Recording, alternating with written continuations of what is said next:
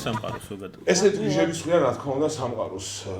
როგორ ითვლება ხო სტანდარტულად რა ხელად მუჭით ვარ? კვერცხის ხელა. ახლა ადამიანსაც აქვს მუჭი, ხელა, გულია, ხო? იცით, სუდი კონფერენცია თუ არის? არა, გაინტერესებს. ზიხარ იმ ბლოკნოტში და ჩანახატს აკეთებ რაღაცის. საინტერესოა თქვენი. უინტერესო მომხსენებლის. ხო, რაღაც არიან, საქართველოშიც. შესაძლებელია მიიღო პრაქტიკული კარგი განათლება. მე გაკეთებული მაქვს 6 ოპერაცია მეგობრული გინეკოლოგებთან ერთად. უნდა იარო ბალახზე ან მიწაზე, ან ისეთ. ეს ბეტონი არის ნამდვილად. მოდით ეს დავარქვათ, იმიტომ რომ მე მინდა რომ ვიმეგობრო ყველა დარგის ექიმებთან. ესე იგი, თავიდანვე დავიწყებ, ეს ორი კითხვით დავიწყებ. არც მოგესალმებით ჯერ. პირველი ვატო თუ ვახტანგი და მეორე კითხვა არის ენდოვასკულარული თუ ენდოვასკულური. ვატო ეს მეგობრებში და ისედაც იმდენად ბევრჯერ მეგობრების ასე რომ ვატო შესაძლებელია ვახტანგი პასპორტი. ჩვენ რადგან მეგობრობთ, ესე იგი შეგვიძლია რომ მაშინ წარმოადგენ. კი, ესე იგი ჩვენი დღევანდელი სტუმარია ბატონი ვატო ყიფიანი, ენდოვასკულური მითხარით, ხო? ენდოვასკულური ქირურგი. მოგესალმებით. სამედიცინო პოდკასტიდან მე და დათო რა თქმა უნდა წამყვანები და კესო ვიმშვენებს სივრცე ლურჯი კაბით. კი ბატონო. რაზეც წეგან ვიმღერე კიდეც. კი ბატონო. ერთ კაი რამეს ვიტყვი რა წეგან ეხლა ჩვენ მე და თათა არა ვართ განათლებით ექიმები. რა თქმა უნდა ჩაფლული ვართ ამ სფეროში თავიდან ფეხებამდე რა თქმა უნდა.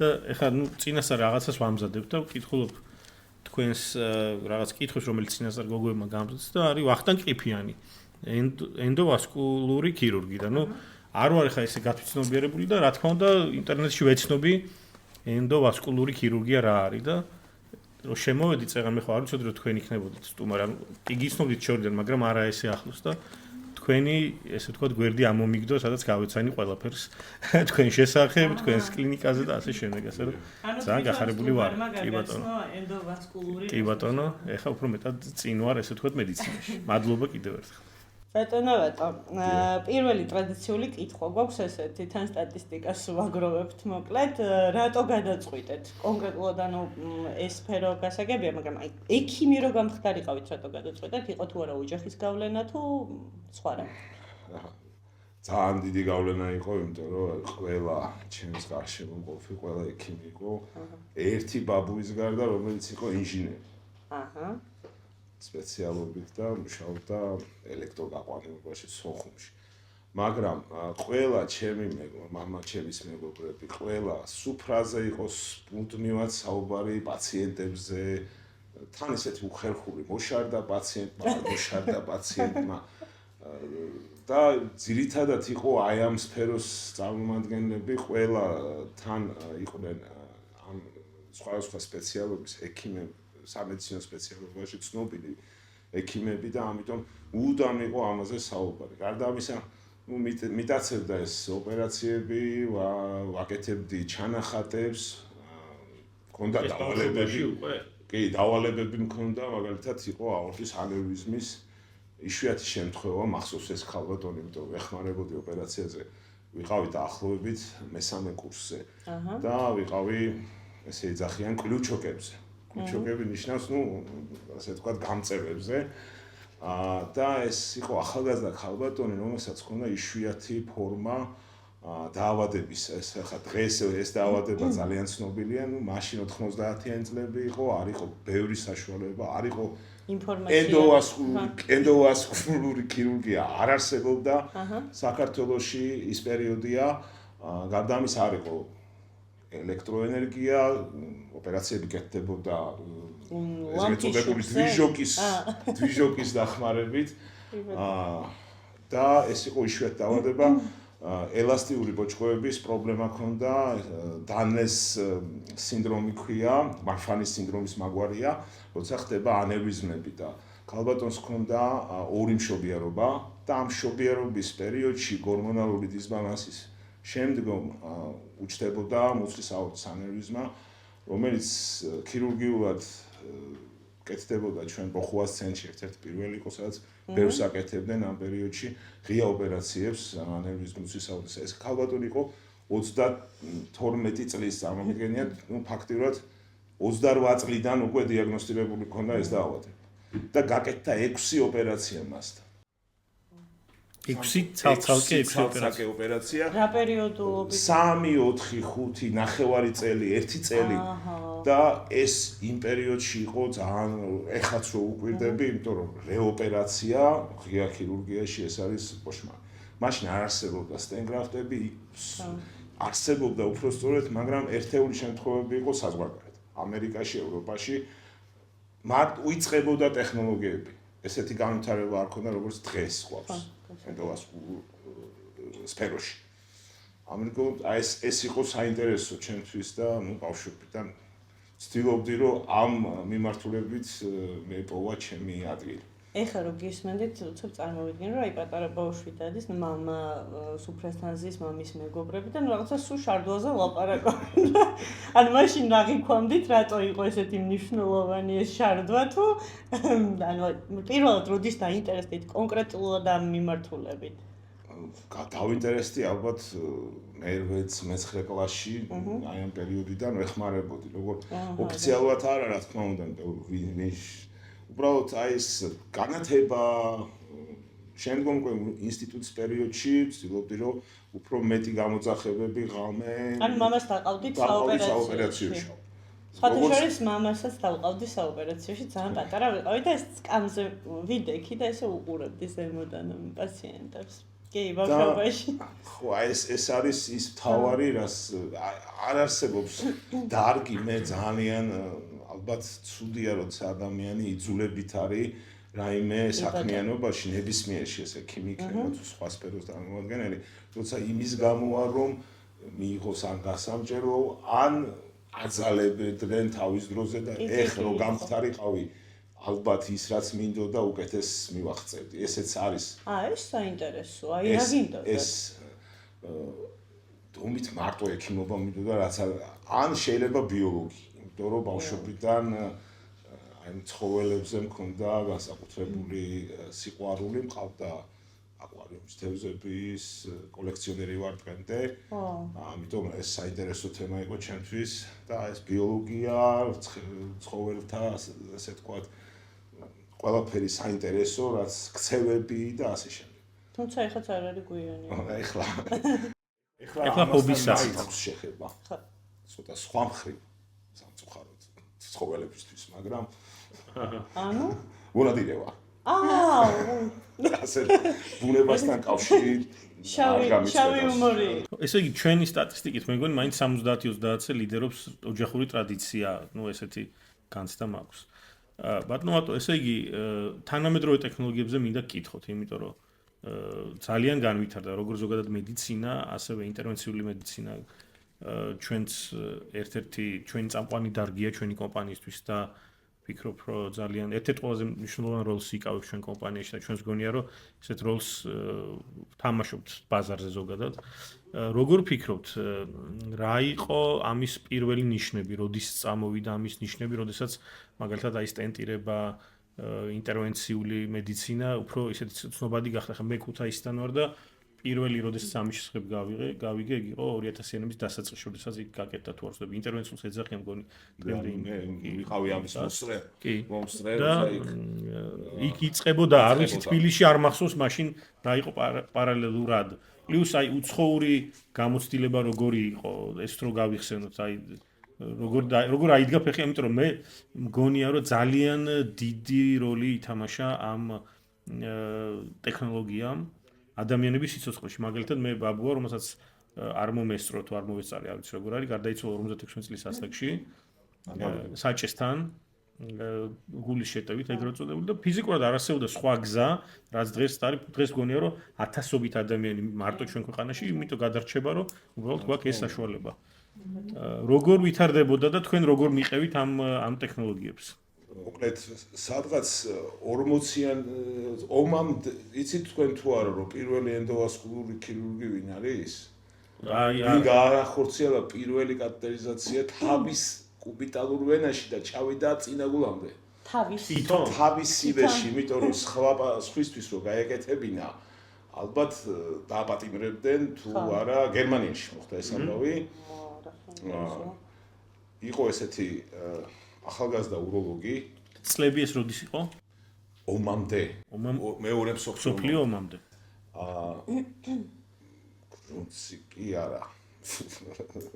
ვიხსენებ. სამწუხარო. მოკლედ. ზიგვარდი.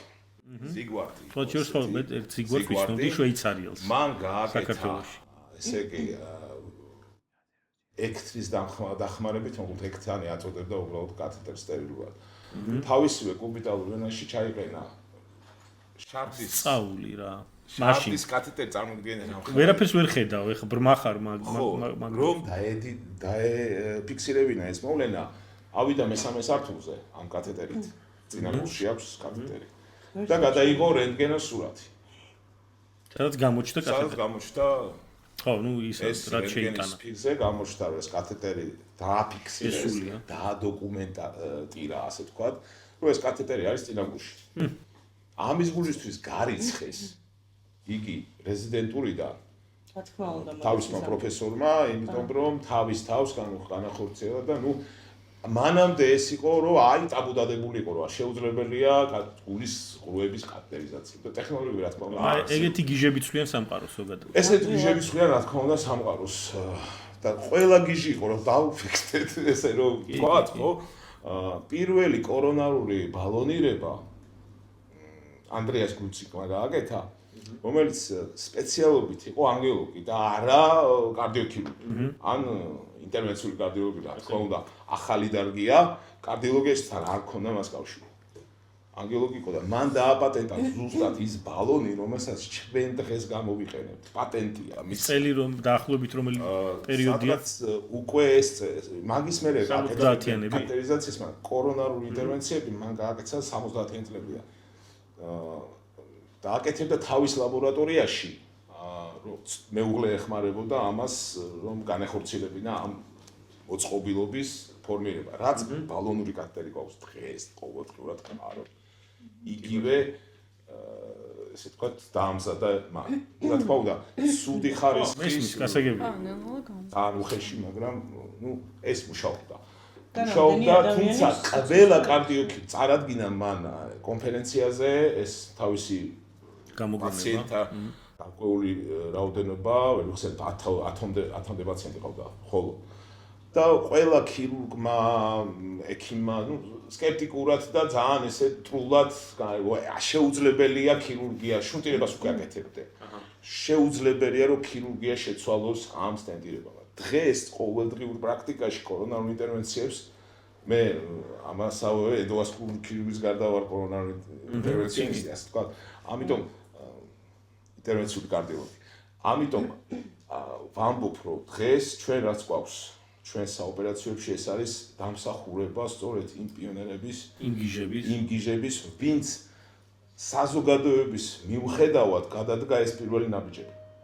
და ეს წევს მეცნიერებას წინ. და დღეს ყავს ეს ხალხი დაუსწრებლად, რომელიც სელდინგერი იყო პირველი რადიოლოგი, ვინც განახორციელა პერკუტანული ფუნქცია არტერიის და ამ კათედრებს ჩვენ დღესაც ინტროდუსერის სახით ვიყენებთ, შესვლა უფრო უსაფრთხო ხდება სიძავებში. აი ეს არის მაღალი ტექნოლოგიები შემოდის იმ პირველადი ის მოწყობილობებიდან და ვითარდება ასე ვთქვათ დღეს უბრალოდ საუცხოოდ განვითარდა ეს დარგები. რაც უფრო ალბათ წინ და წინ მიდის, როგორც ხედავ. არ ვიცი რამდენად სწორი ინფორმაცია მაქვს, წავიკითხე ახლახანს, რომ არსებობს ხელოვნური გულიც, ოღონდ არა ისეთი, რომელიც თქვა ტესტირების რეჟიმში ან ძალიან მოკლე ვადაზე მუშაობს, ისეთი, რომელიც პირობითად დონორის გამოჩენამდე საკმაოდ დიდხანს უკვე შეუძლია, რომ იფუნქციონიროს შეფერხებების გარეშე. ეხლა ძალიან კრიტიკული რაღაც არის თავისთავად. აი ეგეთ ამაზე თუ გაქვთ ინფორმაცია და რამ თუ შეგიძლიათ რომ კი, ამაზე გეტყვით თქვენ, რომ ჩვენს ცენტრში ბატონმა ზაზა კაციტაძემ და ბატონმა ზურავ ფაღავას გუნდთან ერთად, ჩვენ კარდიოლოგიურ გუნდთან ერთად, კარდიოქირურგებმა განახორციელეს იმპლანტაცია ხელოვნური გულის პაციენტი არის უცხოელი, იგი ყოველ წელიწადში რამოდენიმეჯერ ჩამოდის და ამ გულით ცხოვრობს ეს ადამიანი. ცხოვრობს და მისი ცხოვრების ხარისხი გაუმჯობეს და გაცილებით უკეთესია, იმიტომ რომ მას ჰქონდა ტერმინალ ეს პაციენტებშია მისაღები, ვისთანაც უბრალოდ სხვა ალტერნატივა არ გვაქვს და პაციენტის ხანძრიობა ამის გარეშე. სიცოცხლის ხანძრიობა, მის სიცოცხლის ხანძრიობა არის ძალიან ხანმოკლე. პაციენტი უკვე წელი გავიდა, ახლოვებით წელი გადის. პაციენტთან უკვე არის სიცოცხლის ხარისხის გაუმჯობესი. რა თქმა უნდა, ჩემი გადმოსაღებით კი არა, საერთოდ ეს ხელოვნური გული არის ფაქტურად ესე თქვათ ხიდი გულის გადანერგვამდე. თუმცა ეს ძალიან რთული პროცესია. დონორის ასე ხომ არ არის, რომ მივალთ ერთ მშვენიერ დღეს იქამდე, რომ დონორი აღარ იქნება საჭირო და ისეთი დონის ხელოვნური გული იქნება, რომელიც 10 წლეულები იცოცხლებენ ადამიანები. ასე ხომ არ იქნება. ეს არის ალბათ ცოტა შორეული პერსპექტივა. Science fiction-ს როეცა რაც გვაქვს ჩვენ ტელეეთერებში და ფილმებში, ის ყველაფერი რეალობაში შესაძლოა რა იქცეს. ერთი ტექნიკური კითხვა მაქვს რა და შეიძლება ისეთი ცოტა თეორიულიც. ხა გული ზოგადად ადამიანის ემოციის წყაროა თითქოს, როდესაც რაღაც ემოციური ხარ, რა თქმა უნდა ემოციას მაინც ტვინიდან მოდის გასაგებია, მაგრამ გული გვიჩქარდება, რაღაცა გულის ფრიალსაც ვეძახით, გონი ადრენალინის მეტი გამოიყოფა, ხო, ცხადი.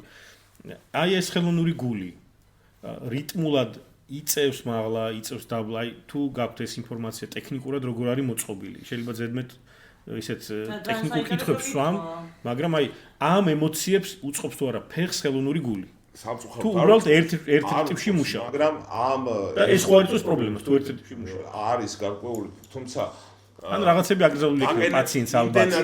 რაღაც საქმიანობები ამ ის გული, ის ხელოვნური გული მიბულია ასევე ადამიანის გამტარებელ სისტემაზე. რა თქმა უნდა. და ბუნებრივად მისი მუშაობის ესე თქვათ ტემბრი შესაძლოა რომ შეიცვალოს. შესაძლოა შეიცვალოს დისტანციურადაც.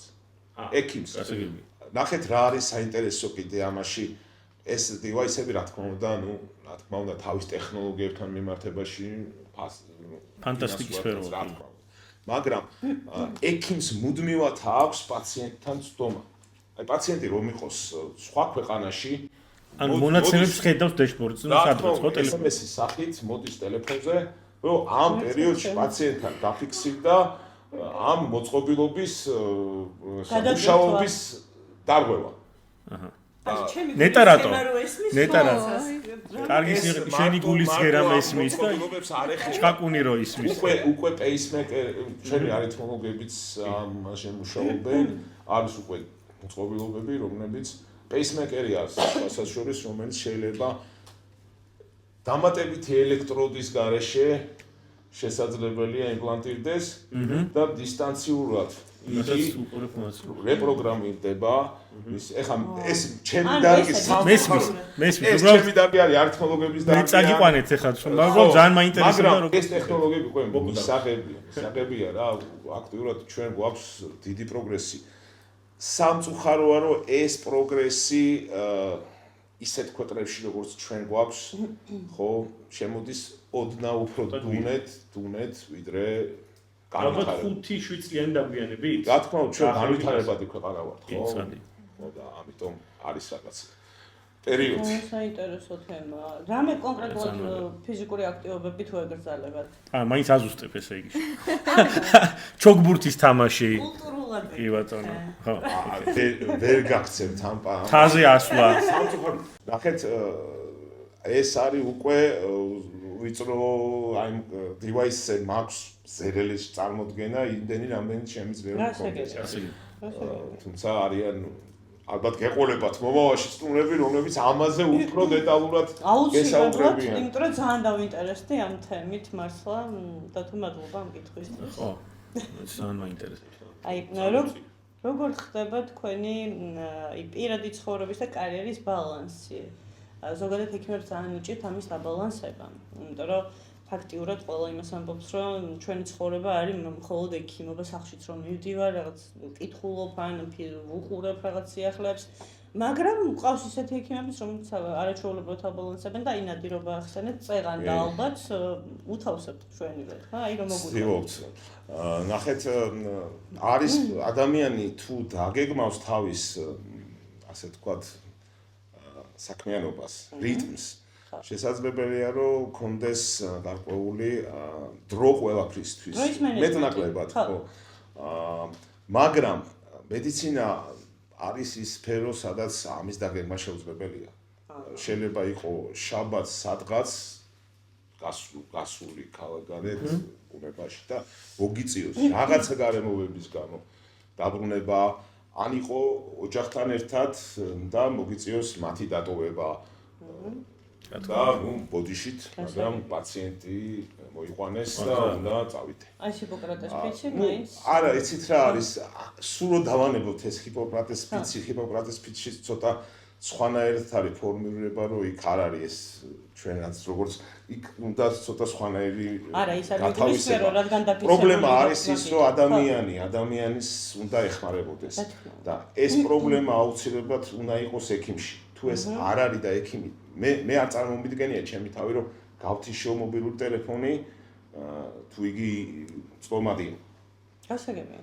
თუ იგი, აი ეს პრობლემაა, თუ არ იჭერს, იქ მივდივარ, სადაც არ იჭერს, ვაიმე და დამირეკო. ვაი და ვიღაც რეკავს. ვიღაცა რეკავს, ვიღაცას უჭირს. უბრალოდ კოლეგას არ არის მნიშვნელოვანი, ხო? შენ წახვალ თუ რაღაც საორგანიზაციო საკითხია, რაღაც ესეთი. ამიტომ ყოველთვის არის პრობლემა. medicina სამწუხაროდ თუ საბედნიეროდ ისეთი დარგია, რომელსაც თუ არ გიყვარს და არ გინდა ვერ იქნები. ზუსტად ერთ-ერთი გარემოება ეს. ეს არ არის ბიზნესი, ან არ არის რაღაცა ესე თქვა. არა, შეიძლება ბიზნესიც არის, მაგრამ ჯერ უნდა იყოს მედიცინა და მორალი ადამიანობა და მე ბიზნესი კი. რა თქმა უნდა. კაც მოყვარეობა ასე. ხადია. განათლებაზე მინდა კითხოთ ბატონო, თქვენი განათლება საქართველოში ალბათ უცხოეთშიც გარკვეული გამოცდილება ხო? სამწუხაროდ ეხლანდელ ახალგაზრდებს აქვს ძალიან დიდი ბედნიერება, მინდა ეს თქვა. აი, ჩემ რეზიდენტებზეც ვიტყვი, ან კოლეგებთან ვინც არიან, საქართველოშიც შესაძლებელია მიიღო პრაქტიკული კარგი განათლება. თითქმის სრულყოფილი ალბათ. თითქმის, მაგრამ საჭირო რა თქმა უნდა უცხოეთში გარკვეული უნარჩვევების დახვეწა. მე ამ პერიოდს მოვესწარი 2000-იანი წლების დასაწყისში. როდესაც ჩვენთან ესა თუ ის დარგი უბრალოდ არ იყო განვითარებული, ან ვითარდებოდა. მე მოვესწარი ინტერვენციული კარდიოლოგიის განვითარებას. ვიცით რომ პირველი კეთლაბი იყო 2000 წლებში, 98-ში მე თუ არ ვცდები, ბატონი ალეკო აკეთებდა პირველ კორონა ინტერვენციებს. ვცდილობდი რა თქმა უნდა, მაგრამ ამდენი საშუალება და ამდენის ნახვა პერიფერულ სიზაღოებზე მithumedes არ იყო.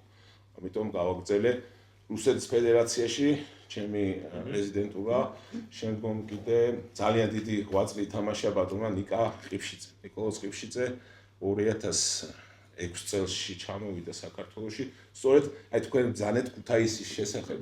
იქ კლინიკა ზუსტად აი ამ პერიოდში გაშთა ის რეფერალური ცენტრი 2005-ში კეთდებოდა ეს ლაბორატორია, ბატონ ნიკა ამასაც ურირებდა, ასე ვთქვათ, ძალიან დიდი ბედნიერი ვარ, რომ მასთან მქონდა კავშირი და ამან განაპირობა ჩემი უნარჩვევების და კარიერის და იმიტომ რომ იქ იყო ახალი, ჩვენ მარტო ეს პერიფერულ სიძაღოებზე მithumedes ახალი მიმართულება, საკმაოდ საინტერესო იყო, რომ განავითარეთ და გავაგრძელეთ, ასე თქვა.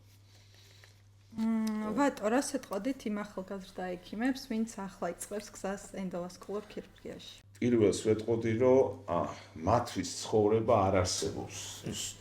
პირადი ცხოვრება გამერწმუნებს, იმიტომ რომ ეს ყველას გვაქვს ჩვენგან გავგვრით. იმ პერიოდში, როდის ხარ რეზიდენტი, მაქსიმუმი უნდა გააკეთო იმისთვის, რომ აიღო რაც შეიძლება ბევრზე ბევრი.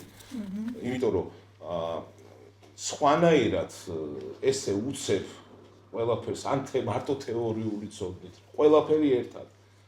და მithumedes ეს პრაქტიკული ჩვევები, აი ეს პერიოდი, როდესაც როგორც ბავშვი ითვისებს პირველი წლები სკოლამდელ ასაკში, ხო, აი ყველაფერი თურმე ხა აღადგინეს მეცნიერებმა, რომ ყველაფერს აქვს მნიშვნელობა. ჩვენ უყურებთ ამას, რომ ჯერ პატარაა, არა, იმიტომ რომ ეს პერიოდია, როდესაც ღრუბელივით ესა თუ ის ხო ახალგაზრდა ორგანიზმი ითვისებს უნარჩვევებს სწავლობს ჩვენგან, ხო? ბავშვი ხო არის ჩვენი გამოვლინება, ჩვენი სახე, ისე არის ჩემი რეზიდენტი, ჩემი გამოვლინება, ჩემი მე როგორი ვარ. აი ეს ხო იმასთან ხო გამზდელთან ხო შევკავო იგივე, მაგრამ რეალურად ესაა, რეალობა მე ვარ მოსაკლავი და კაცადური გამიზრდა. ბატონო, ხელთათმანების გარეშე ყველაზე თქვენი ყველაზე საყვარელი საქმე რა არის? აი ხელთათმანებს რომ მოიხსნით და აი ხა წავალ და ამას გავაკეთეთ. ხობის ამბობთ თუ კი ბატონო, შეიძლება ჰობი იყოს, შეიძლება სახში იყოს. თევზაობა. იმიტომ რომ აქ წყნარად ზიხარ გაქვს რაღაცა თან ფიქრობ რომ რატო ვერ იჭერ. ანუ სიჩუმე მოგწონთ. კი, აი ბლიციდან მოვიპარავ მაშინ 1001 კითხვას და აი საოპერაციოში თქვა მუსიკა თუ სიჩუმე აბსოლუტური. მე უფრო სიჩუმეს აი სხვა შორის წეგან ეს კითხვა რომ წავიკითხე, ფიქრობდი მე რო ვიყო ოპერატორი რა და მგონია რომ როდესაც რაღაცა ესეთ ძალიან არ ვიცი არასწორი ტერმინი, მაგრამ მიკროქირურგიაში ხარ ჩასული რაღაცა. მგონია რომ მაინც სიჩუმე ძალიან მნიშვნელოვანია. ესე მგონია, ხო, ამიტომ მე არ ყოფილა რაზოს და ესეთი საქმე არც გამიკეთები არც ეს გავს ალბათ იმას ნაღმის განაღმვას, ბომბის განაღმვას, იქაც ეს ზოგი არის რომ მუსიკას უსმენს ალბათ. მე მაინც მგონია რომ ალბათ სიჩუმე უფრო სწორია რა. იცით რა გააჩნია ხარი ამ ქირურგები, რომლებიც ვინ როგორც მეეჩვევა რა ვიცი. არის რომ მუსიკის ქვეშ გონებრივი მსული კონცენტრაცია გჭირდება რაღაც წერტილზე რა, ესე მგონია რა. ხო, შეიძლება ის ეხმარება მუსიკასაც, ხო, ვიღაცა მე ვიცნობ ჩემი მეგობარი ერთი, რომელიც უსმენს, მე ვეხმარები ხოლმე და უსმენს კლასიკურ მუსიკას, ხო. მეც სიამოვნებს თუმცა ეს კლასიკური, თუმცა პაციენტს ძინავს. მისი ოპერაციები სრული, ასე ვთქვათ, ანესთეზიით, ენდოტრახეალური ანესთეზიით. ანუ აბსოლუტურად არის მუსიკა. მაგრამ არის ეს პრობლემაც რა, წარმოიდგინეთ, იქნებ პაციენტს არ მოსწონს ეს შენი მუსიკა და არ ძინა, ჩემ პაციენტს არ ძინა. ენდოვასკულ პროცედურებზე, კორონარულ ინტერვენციის დროს პაციენტს არ ძინა. მან მეორე მომენტია ექიმი ეკითხება მუდამ როგორ ახარ ახლა რა ვიცი მუსიკა და როგორ ახარ არ ვიცი და ძალიან მნიშვნელოვანია კიდე ადამიანთან საუბარი ოპერაციის დროს თუ პაციენტს რომელსაც არ ძინავს ეს საუბრები მისთვისაც და შენთვისაც ეს ოპერაცია უფრო მარტივად მიმდინარეობს რაღაც პერიოდში როცა აი იბერება ბალონი და ამ დროს 2-3 წუთი უნდა დაღალბოთ შედეგს აბსოლუტურ კარგ შედეგს იზავზე შეგიძლია რაღაც მოუყვე ან რაღაც ისეთი რომელიც მას ცოცხალი პროცესია უფრო ნახეთ მას ტკივა შეიძლება ტკივილის გზნობა ქონდეს იმიტომ ანესთეზია არ არის ღრმა ადგილობრივი ანესთეზია ამ პერიოდში შეიძლება ქონდეს ტკივილი მაგრამ შენი საუბარით შენი და სახეს რა თქმა უნდა ნიღაბია მაგრამ მაგასაც მნიშვნელობა კიდე ემოციები დათოკო თუ რაღაცა რთულდება და ხო არ უნდა შეგეწყოს არაფერი შეგამჩნია რომ რაღაცა იცით რა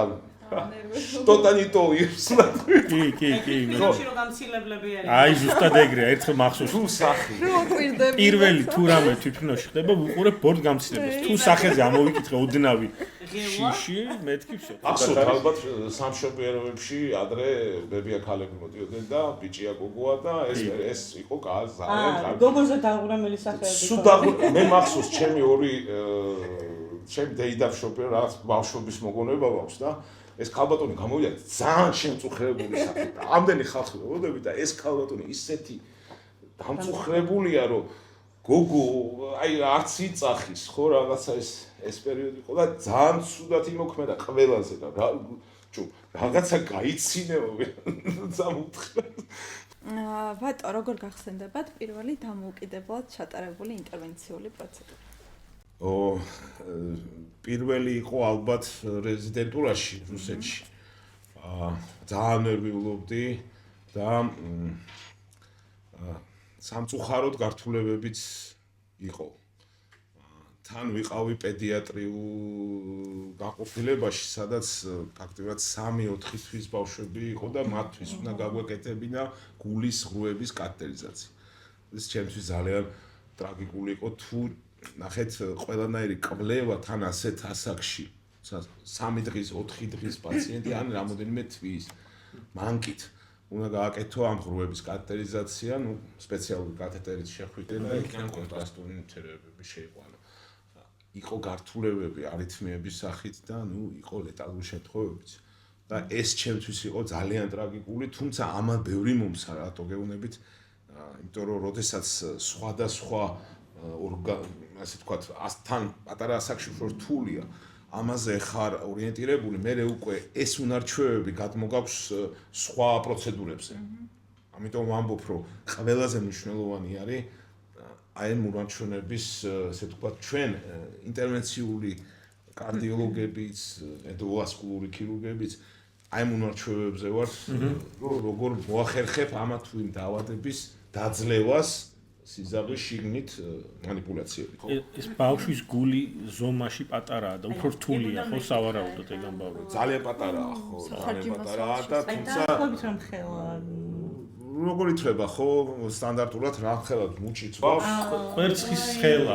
ახლა ადამიანსაც აქვს მუჭი, ხელა გულია, ხო? ესე ითვლება, ძალიან ალბათ არ ვიცი, ამდენი გრამი შეიძლება ჩაითვალოს. ამ რენტგენო მოწყობილობას აქვს მაგნიფიკაციის საშუალება და ამიტომ ესეთ პატარა გულს კი არ ვხედავთ ჩვენ გამოსავალი. ხო, ცხადია იქ. როგორც სიძაღვებს რა, თავის კვებავს სიძაღვებს ვადიდებთ, წვივის არტერიები, მუხლის არტერიები, სხვადასხვა ორგანოებს სიძაღვებს ვადიდებთ და ესე ვაკეთებთ ამ манипуляციებს. კიდევ ერთი ესეთი ტექნიკური კუთხე, გულის სარქველებზე მაინტერესებს თქვენ პრაქტიკაში თუ გააქვთ გამოცდილება და რამდენად უკვე მე როგორც აპრობირებულია სარქველის შეცვლა მთლიანად და რამდენი ხნის ტექნოლოგიაა ასე ვთქვათ და ეს უკვე ადამიანი თავისუფლად ცხოვრობს ამ ხელოვნური სარქველით, ხო ასეა? კი, ნახეთ, როდესაც ეს იწყებოდა, კარპანტია იყო ესეთი ინტერვენციონისტი, ალანდი, რომელმაც პირველი გააკეთა ეს არის ეს სარქველი მისი გამოგონება და ედვარდს ორი სახის საკვებს, თვითშლადი და ბალონშლადი. ტექნოლოგიურად განსხვავდება, პლუსი, მინუსი ორივეს აქვს. ჩვენ მე მაქვს ესე ვთქვათ სიხარული რომ ჩვენს ცენტრში იყო კვლევა ამერიკული კომპანიის და აქ ჩატარდა 6 ინტერვენცია ამ სარქველზე. სარქველის შეცვლა. შემდგომ გვაქვს რა თქმა უნდა წყვეტა ეს იმიტომ რომ მაღალი ტექნოლოგიური მოწყობილობა და ფინანსური საკითხი ჯერჯერობით იმედი მაქვს რომ გადაწყდება, ჯერჯერობით გვაქვს პრობლემური. ამიტომ ყველა პაციენტს ამას ვერ უკეთებთ საქართველოს პირობებში. თუმცა ევროპაში, ამერიკაში იმდენი განვითარება ჰპოვა ამ მეთოდმა, რომ წარმოიდგინეთ სარქველში ჩაყენებულ სარქველში, რა თქმა უნდა, ყველაფერს აქვს სხვა სვეტადობა, ამ სარქველსაც დროთა განმავლობაში ექნება პრობლემა, შეგიძლია ტავი ქვია. გაკეთებულ აი ტრანს არტერიულ ესე ითარგმნება ტრანს არტერიული სარქვის იმპლანტაცია. ეს შეიძლება გააკეთო კიდევ ერთხელ. რამოდენიმეჯი. როგორც სტენტებს ჩვენ რესტენოზი აქვს კორონარულ სიზავებში, ან პერიფერულ სიზავებში და ვაყენებ ისევ ბალონური ანგიოპლასტიკას ვაკეთებთ, ან სტენტს ვაყენებ, ხო? ამრიგად ეს უკვე გაჩნდა ჩვეულებრივი როგორც შეიძლება არა მარტო ასაკიან პაციენტს ჩაუყატარო ეს პროცედურა, არამედ ახალგაზრდასაც 50 წლის შემდეგ. და მაგ დროს ის ძველი სარქველი გამოდის და ახალი იდგმება? თუ როგორ კეთდება, ეგეც მაინტერესებს რა. როგორ კეთდება ის ძველი გაბუჭებული სარქველი? ხელოვნური ეჭყლიტება კედლებზე დავი. როგორც ეს ჩანაცვლება სტენტით, კი ბატონო. რომელშიც შიგნით უკვე დამონტაჟებულია სარქველი უკვე, всё, გავიგე. ძალიან მაგარი. მაგრამ ნახეთ, არ შეიძლება ყველას. ეხა კონფლიქტი შეიძლება შეიქმნას, ხო? ეხა რომ ვახსენე რომ მაშინ კარდიაქირურგია რაღა უნდა გააკეთო.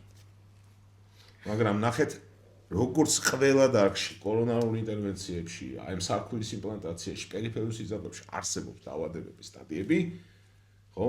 არსებობს ანატომიური თავისებურებები, სადაც ჯობია ღია მეთოდი, ვიდრე ენდოვასკულური. ამ პირიქით. ხო, გასაგები უბრალოდ ღია მეთოდი ალბათ მაინც რაღაც დონეზე დარჩება, მაგრამ მე რა თქმა უნდა მივესალმები უფრო ინტერვენციულს და რაც უფრო ნაკლები ჭრილობა იქნება ადამიანს, რა თქმა უნდა უკეთესია და ამაში დარწმუნებული ვარ, რომ ეს ყველა სფეროში ასე ხდება რა, მათ შორის ქირურგიაშიც თავისთავად აქეთ წავიდა და ძალიან კარგია რა მე თუ მკითხავ. ხო, ეხლა კიდე საინტერესო ფაქტორია, რომ სიზაღვებზე манипуляციამ შეიძლება მოარჩინოს სხვა არა სიზაღვე დაავადება. მაგალითად უკვე აპრობირებულია ჩვენ მეგობარი აკეთებს ამას და თბილისშიც ბევრი ცენტრი აკეთებს ქემოემბოლიზაცია ღვიძლის სიმსივნეების დროს.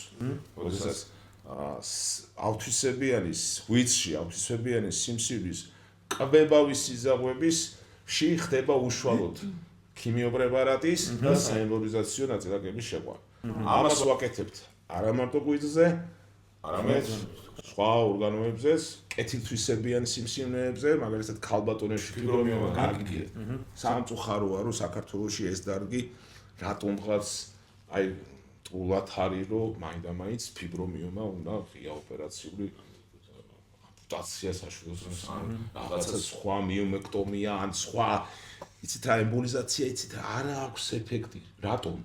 თუ ერთად ვიქნებით სხვადასხვა დარგის სპეციალისტები, ეს არ არის ჩემი პაციენტი, თქვენ უმკურნალებ გინეკოლოგებო, მაგრამ მე თქვენთან ერთად, რა თქმა უნდა, ვსინჯოთ ეს მეთოდი, რომელიც ნაკლები ინვაზიურია, არ საჭიროებს საშვილოსნოს ამოღებას და ქალბატონს ექნება საშვილოსნო. იგივე არის გონიათ მცდელობა ბატონო. კი, მე გაკეთებული მაქვს 6 ოპერაცია. მეგობრული გინეკოლოგებთან ერთად. მაგრამ სამწუხაროა, რომ ფინანსური საკითხებიც აქ მაღალია, მაღალ ტექნოლოგიური მეთოდი, რა თქმა უნდა, არსებობს კიდე სახსრების კუნალობა, რომელსაც ვიწყებთ, გვინდა რომ დავიწყოთ, როდესაც არის ოსტეოარტრიტები და ამ დროს იგივე მეთოდით სიზაღვში შევყავს გარკვეული ნაწილაკები ემბოლიების სახით ან ნივთიერებას ამ მიმართული სახსრების და ხდება ამ ანთებათი პროცესის ჩაცხრომა და პაციენტს შეუძლია უკვე გადაადგილება, ტკივილის გარეშე და ეს არის მისთვის შვება.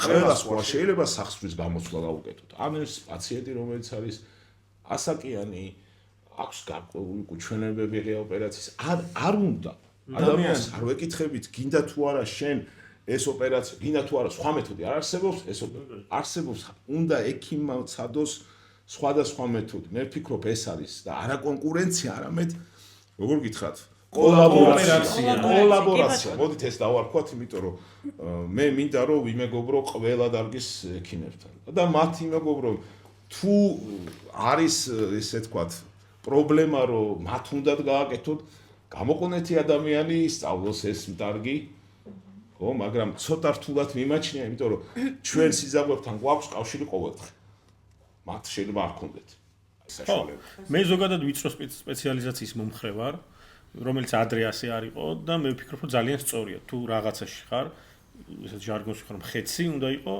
ბოლომდე ძალიან მაგარი მე ესე ვხედავ რა და მე პურემპური აცხოს ამბავია რა აი ეს მგონია მედიცინა რო არ არსებობდეს. ანუ იქიდან გამომდინარე გეკითხებით ამას, რომ ვერ წარმოგიდგენიათ ეხლა ალბათ სხვა რაღაცას რო აკეთებ. აი საერთოდ რო არ იყოს საჭირო თქვენი სპეციალობა. რას გააკეთებდით? აი რა სპეციალობის იქნებოდით? ალბათ ხატვარ. ან ხელოვან მოდ დავარქვათ ხელოვნები. ხატავთ ეხლა? ეხლა სამწუხაროდ არა, მაგრამ მქონდა ეს გადაცემა. ცდილობები ქონიათ და სამწუხაროდ ხატვისთვის არის საჭირო დიდი დრო. რაც არ მაქვს მიჩვენია ეს გარე მოგზაურობას დაუთმო. აჰა. და კიდე ყველას აქვს სამწუხაროდ ბავშვობაში ეს არ არის კომპლექსი. კომპლექსი.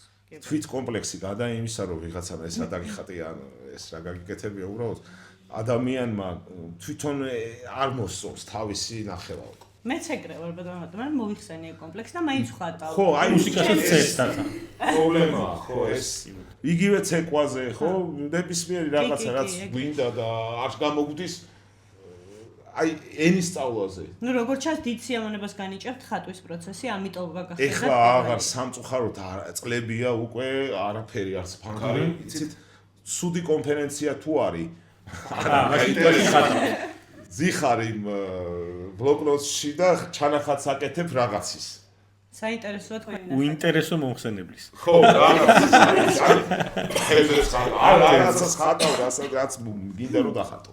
გულის ხელურ სარქველს. რომელია თქვენი საყვარელი კერძი? გურმანი ვარ, ასე რომ კერძი ბევრია საყვარელი. აი, ქართული ტრადიციული საკვები ალბათ, ხინკალი, ალბათ ესეთი. კიდე რომელი სამზარეულო გიყვართ ან სხვა? ძალიან მომწონს ესპანური სამზარეულო, თავისი ეს ხამონის სპეციებით და ხორცით, რომელიც იქ ხორცეული, დიახ, ხორცეულზე აი ეს როგორ გითხრათ, უმად შემოვლილი ამუშავებული ხორცი, როცა ხარ მონადირე, სამწუხაროა, რომ შენები გარშემო არავინ არ წყერის გარდა რა თქმა უნდა, არ იზიარებს ამ ჯანმრთელ პროდუქტს. ხო, მან ერთი ისეთი კონტროვერსიული კითხვა უნდა დავსვა, რომ ზოგადად არის ესეთი აზრი და არა მარტო გავრცელებული მეცნიერული აზრი, რომ ხორცი ზოგადად გულსის ძარღვთა დაავადებებს იწვევს. თქვენი დამოკიდებულება როგორია ამასთან? აი, გააჩნია ხორცს. რა თქმა უნდა, დღეს ის ხორცი, რასაც ჩვენ ვიღებთ, საკვებში არის ტექნიკურად დამუშავებული, იმიტომ რომ ის ბევრ მინარევებს შეიცავს, რომლითაც იზრდება ესა თუ ის ცხოველი დატყვევებულ პირობებში, ხო? გორმონალური და ანტიბიოტიკები და მრავალი რამე. გვაქვს ეს მასმედიაში ხშირია, ხო, რაღაცას დანამატებს. სხვანაირად ის რაოდენობა ხორცის რაც დედამიწას მოიხარ, გამორიცხულია რომ ისე იქნეს და და ნახეთ ადამიანი ევოლუციის პერიოდში რატო გაგვიჩნდა ღილი. ფიზიკურად ნაკლები აქტივობა გვაქვს ახლა, ვიდრე ის ადამიანი, რომელიც იყო შუა საუკუნეებში ან მანამდე. იგი იპოვებდა საკვებს, რომ ეარსება. დღეს ამის უბრალოდ ნებისმიერი უცებყვებად პროდუქტს შევიძენთ ძალიან მალე. და ის მამონტი, რომელიც ამ ხელაწონისაა და ის პატარა სნიკერსის როგორ ვთქვა, ბატონში, ხო, უფრო მეტი კალორიულობა აქვს, ვიდრე აი ხელა მასას, რომელიც ჯამთელად იზრდებოდა. ხო, შეიძლება ახლა აპირებენ მამონტის გაცოცხლებას. გამრავლდით, რომ ამდენი რომ მოვინადიროთ ფიზიკურ რაღაცაზე ტექნოლოგიები თუ წავიდა წინ, რაღაცაზე გვიწევს დათმობა რაღაცის ჯანმრთელობის. თუმცა ტექნოლოგიები გვაძლევს საშუალებას, რომ ორჯერ მეტი ვიცხოვროთ, ვიდრე შუა საუკუნეებში ცხოვრობდა ადამიანი. შიმშილით, წვალებით 40 წელი იყო მაქსიმუმ. ეხა ეს ტექნოლოგია ამას იძლევა, უფრო მეტიც ადამიანის სიცოცხლესანიშნულობა იზრდება და ადამიანის საშუალო სიმაღლეც იზრდება. როგორც მე მაქვს ინფორმაცია, ასე რომ ადამიანი ზოგადად ანატომიურად ვითარდება რა, ეს ევოლუციის ამბავი. მამონტს აცოცხლებენ სხვათა შორის ახლახანს, ეს ახლა ნახე ინფორმაცია 20-28-ში მამონტსაც გააცოცხლებენ. ეხა გააცოცხლეს ერთი პრეისტორიული მგელი. ახალი ისე კი, ძალიან საშინელი მგელი ესეთი. ბატონო, თქვენ როგორც მონადირე, ალბათ ხშირად ამზადებთ კიდეც ნანადირებს, ხო? დიახ. აი რა არის თქვენი საფირმო კერძი ესე რომ ვთქვათ? საფირმო კერძი დიდი არაფერი, მაგრამ ალბათ ფრინველები. ყველაზე ფრინველი არის თევზი. თუ ისეთ სიყვარული გაქვთ თევზების მიმართ, ვეღარ მიირთმევთ. თევზი ჩემი მეუღლე ამზადებს ძალიან კარგად და ამიტომ ეს გადაბარებული მაქვს დელეგირებულია. დელეგირებულია. ყველაზე რთულია ალბათ ფრინველის მომზადება, იმიტომ რომ რაღაცა არ უნდა გამოშრეს, ხორცი მოსამზადებელია. მით უმეტეს ნანადირები. და საჭიროა რაღაცა თეორიული გათვითცნობიერება ჯერ სანამ გავამზადებდით ასა თუ ის კრეცი ტექნოლოგიის დონეზე ალბათ ხო? არა, ნახეთ, ძალიან ბევრი არის სახელმძღვანელოები, გერმანელებს აქვთ ძალიან დიდი კულტი ნადირობის. მათ აი ეს ხორცეული პროდუქტები გერმანიაში ისეთია. ნანადირები, ხო? აი ეს ნანადირების მომზადება არის ძალიან მაღალ დონეზე, იმიტომ რომ როცა თქვენ მიბრძანდებით რაიმე რესტორანში და შეუკვეთავთ გარეული ტახის რაღაცა რაღაც რომელიც ჩვენთან არის თუ ახალი არ არის თუ მწვადი არ არის უგემური უხეში მათ აქვთ ხორცის მომწიფების დამზადების დიდი ტექნოლოგიები ამიტომ ეს არის მნიშვნელოვანი თქვენ თვითონ ამზადებთ მე ვამზადებ უფრო ფრინველს წერი მაგალითად ან ვალშნები ეს არის ტყის კათამი ძალიან გემრიელია სხვათა შორის გარკვეული თავისი ის აქვს პეცი რაღაც სპეციფიკა კონდეს და რაღაც სპეციალურად მომზადება იმიტომ რომ არ გამოშლეს თავი ისე მშრალი ხორცი რომელი ქვეყანა რომელი ქალაქი არის თქვენთვის საყვარელი ნუ საქართველოს გარდა და აი სად ისურვებდით დაბრუნებას ალბათ ბარსელონა არის ჩემი საყვარელი ქალაქი იმიტომ რომ მისი ქუჩები ყველაფერი ხალხი აი ხوارი ცხოვრებდით ცხოვრება ცოტა რთულია უცხო ქვეყანაში არის გარკვეული კომპლექსიც მაინც ჩამოსული ხარ ცხოვრებით ვერ ვიცხოვრებდით ჩემი თბილისის იმიტომ რომ აქ წლების განმავლობაში და რაღაც თავისუფლად ხარ, როცა შენ ქვეყანაში ხარ. ყველაფერი შეგიძლია რა თქმა უნდა იყო ემიგრაციაში, მაგრამ ნებისმიერი ემიგრაცია ალბათ თქვენ არ ვიცი მე ემიგრაციაში არ ყოფილვარ, ვიყავი რა თქმა უნდა სწავლების პერიოდში ყოველთვის მინდოდა საქართველოში ჩამოსვლა ის პერიოდი ერთი თმეც კი როცა იყო დასვენების პერიოდი, არ დადეგები, მაშინ ჩამოხვიდე სახში. ეს არის გიზიდავს ეს არის ქართველს მე მგონი ბევრს აქვს ეს კი მაქონდეთ აიც რა არის აი ძირითადად უცხოელები უფრო დგამენ მაგ თამამნაბიჯებს რომ როცა დატოვონ თავის სახლი გააჩნია ასაკსაც გააჩნია მაგრამ არ აქვს დიდად ნოსტალგიები რომ გავსაუბრებთ რა ჩვენაირი ნოსტალგიები არ აქვს ქართველებს განსაკუთრებული გვაქვს კი განსაკუთრებულად ნამდვილად გვაქვს რამე უჩვეულო თუ გაქვთ აი უცნაური ჩვევა თუ გაქვთ ოპერაციამდე რასაც აკეთებთ რიტუალი ხო ალბათ ყავა ეს არის ძალიან ცუდი ჩემი კოფეინიზმი იმიტომ რომ ძალიან ბევრს ვიღებ რომ ეს მამყოფებს ვნებს გულს თუ არა რა თქმა უნდა ყველაფერს ვნებს და აქტიურად რო იყო რომ არ ასე თქვათ მოდუნდე და არ კონდეს ეს მithumetes დილით განსაკუთრებით დილით ოპერაცია ყველაზე კარგია და ამიტომ ყველაზე გონია რომ ხო ზოგადად ნაყოფურ ოპერაციას დილის ყავა და ყველაზე რთული ინტერვენცია დილით იმიტომ რომ 8 საათზე 7 საათზე არ ვიცი ნუ იმ პერიოდში ალბათ ტვინიც უფრო მობილიზებული რა თქმა უნდა არ ახარ გაფანტური არ რეკავს ყველაზე მნიშვნელოვანი არ არის ნუ ტელეფონს ვთავ რა თქმა უნდა მაგრამ არის ზარები სანამ შეხვალ კი რომელიც კონცენტრაციას გირღვევს ყველა ვარიანტში და 10 საქმეს იმ პერიოდში სანამ შეხვალ ან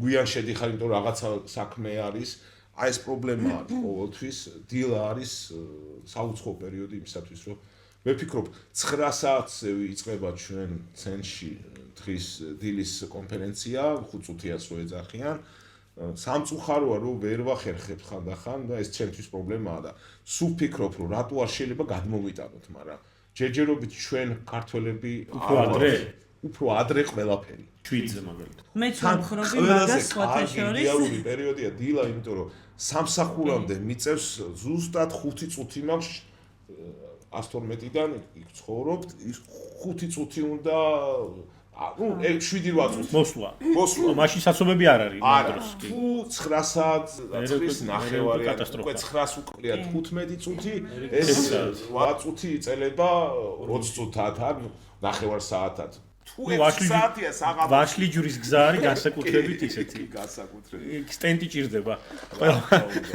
შეიძლება ჩამქოლონ თანამშრომლებმა მაგრამ დათოსთან და ნინოსთან მაქვს ეგ ინიციატივა დავიწყოთ 8 საათზე 7-ზე 6 საფხულში ხო არის ეგ კულტურა უცხოეთში ამერიკაში სხვა ხერს და ვიცი რომ ამერიკაში ევროპაში ადამიანები 4-ზე იღვიძებენ ძალიან ადრე იწყებენ კი და რა 6-ზე სამსახურში არიან აი კარგია ეს ძალიან კარგია იმიტომ რომ როდესაც ხარ სხვაგან უნებრივით ან რაღაც ვორქშოპზე ან იწყებენ 8 საათზე ჩვენ არ გვიჭირს, იმიტომ დროის გადაჩოჩებულია იმათ ჩვენთვის ეს 8 საათი არის ალბათ ჩვენი 10 საათია იმათი 8 საათი 10-11 ამიტომ 8 საათზე ისეთი ვთქვათ გამოფხიზა ახალი ჩასული თუ ხარ თორე ხა მე იქ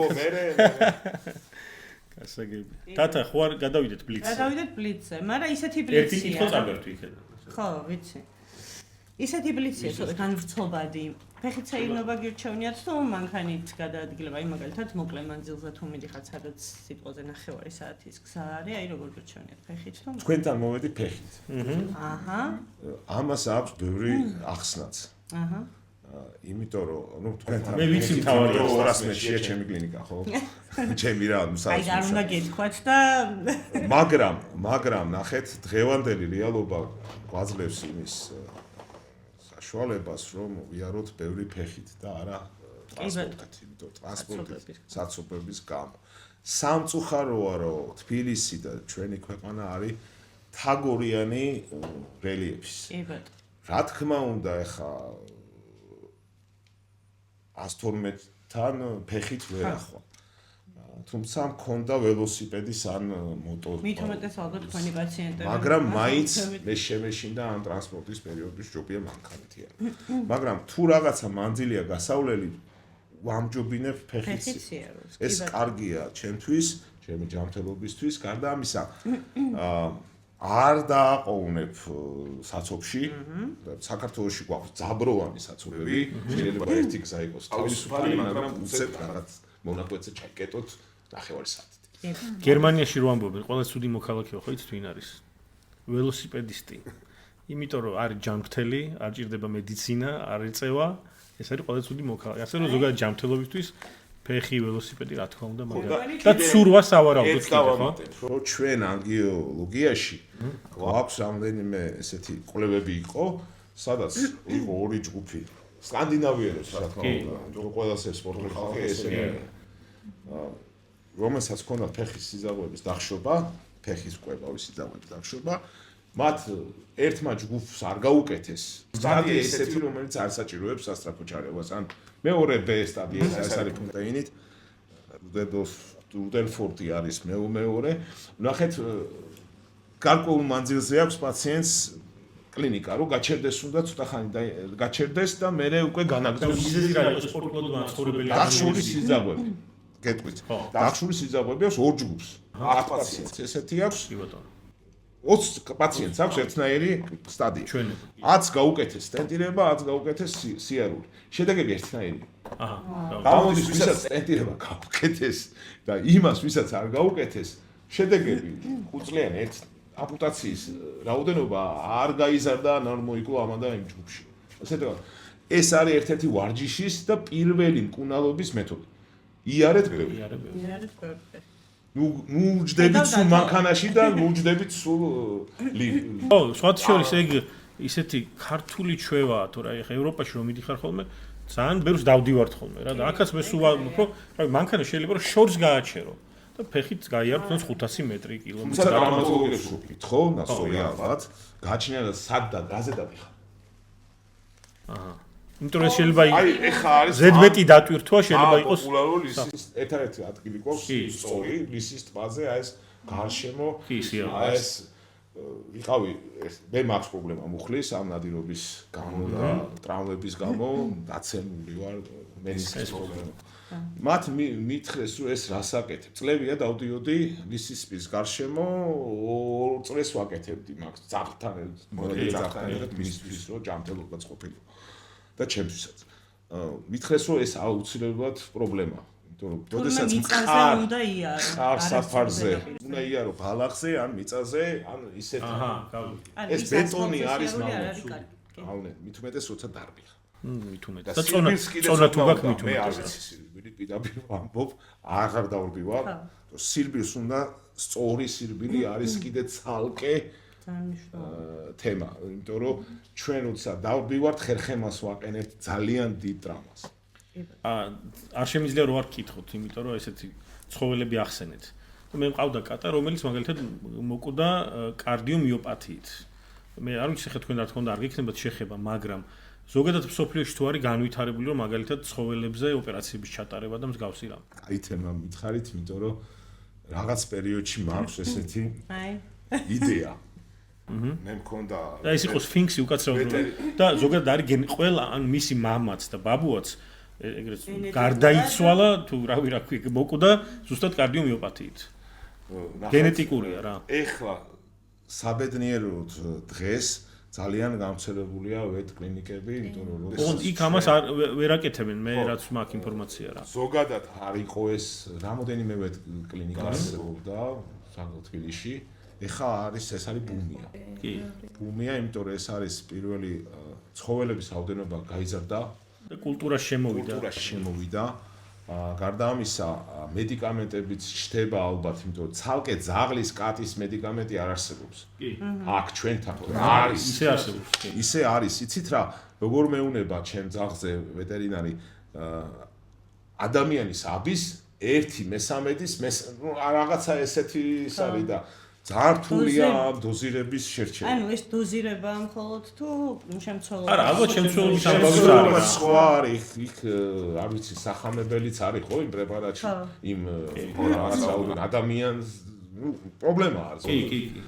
ეხლა უკვე წამოვიდა ეს მეტი და მეტი და შეიძლება განვითარდეს და მეტიც მე მაქვს იდეები ამ მიმართულებით. რახან ენდოვასკულური ქირურგია. ეგ არ არის რა, მაგას ვიცი. ყველა ორგანოს მკურნალი, ხო, ღვიძლის სისტემას ვაკეთებ. ცხოველებში არის ძალიან ბევრი სიმსივნური ავტვისებიანი პათოლოგია. და იმ ადამიანისთვის, ვისაც ყავს ეს ძაღლი და კატა და თუმეტეს უყვარს ეს იცით რა, გაადამიანება ხდება ცხოველის. თუმე ცხოველი გამოყოფს სეროტონინს, აი სეროტონი ის არის რაც გვაქვს სიამოვნებას, აი საყვარელი ადამიანი. არა ხო რა, მე ჩვენ შეყვარებული.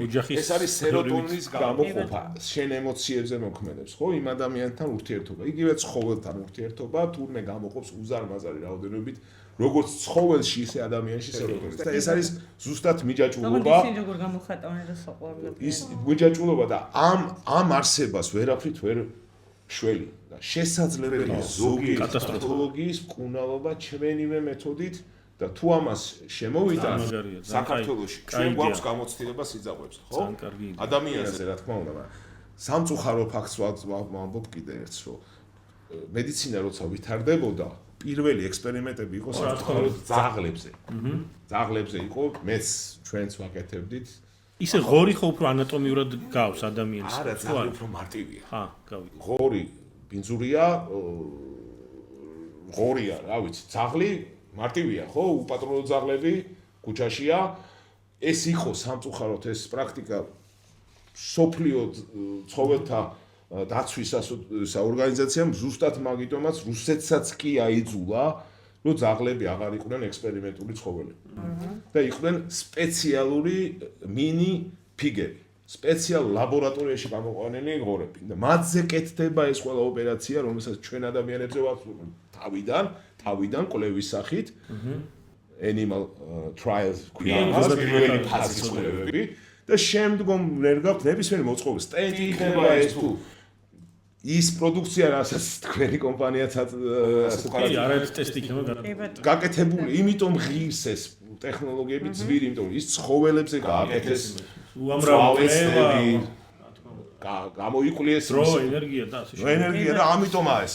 ხაც არის ძალიან საინტერესო იდეა მოკლედ. მე შეგვიძლია მაგაზე საუბარი გავაგრძელოთ, მე ძალიან მაინტერესებს ეგ. დაგისვათ. თქვენ თევზებს და ზოგადად თევზებს, მაგრამ თქვენი თევზებით დავიწყოთ. საუბარი რომ შეეძლოთ.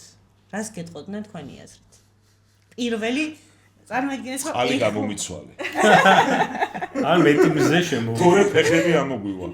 და გადავიქცევით ცხოველებთან ადამიანებთან. ამფიბიებად. დავიწყებთ ყიყის. იმიტომ რომ დროს მართლა პრობლემაა რა, დროის. ეხლა ვფიქრობ, სულ ბავშვობაში მქონდა ეს რა, როდის გავა ეს და ეხლა ნუ თუ ერთი კვირა გავიდა. ნუ თუ ერთი თვე გავიდა. დაჩქარდა. და იცით როგორ არის ეს შაბათი კვირაც ისე გაივლის თითქოს ერთი დღეა და არა ორი. კი ბატონო. იაპონიაში სხვათა შორის პარასკევს დაამატეს. და შვედეთში, დანიაში, შვედეთში აღარ 4 დღეზე ხო, გადავიდა. რაღაცა ესე გააკეთეს, იმიტომ რომ ძალიან ბევრი იყო იაპონია პრობლემაა. და არის დარგი გააგდოს თანამშრომელი შვებულებაში კი არა, სამსახურში. კომპიუტერზე რო ზის რაღაც მეზარეა, რომელიც უფრო მეტი ისინი აძალებენ თან წადიშვებულებაში დაისვენენ. ხო, ეგ პრობლემა იაპონიაშია. ძალიან დიდი მადლობა. მე ვფიქრობ, რომ ძალიან საინტერესო პოდკასტი გამოგვიყვანა. ძალიან კაი კითხვებია. ცოტა უხერხულად ვარ, რომ ბევრი ხო არ ვისაუბრებ. არა, რა სამბო. სუპერ. მართლა. დიდი მადლობა ბატონო. მადლობა. აბა წარმატებები. წარმატებები.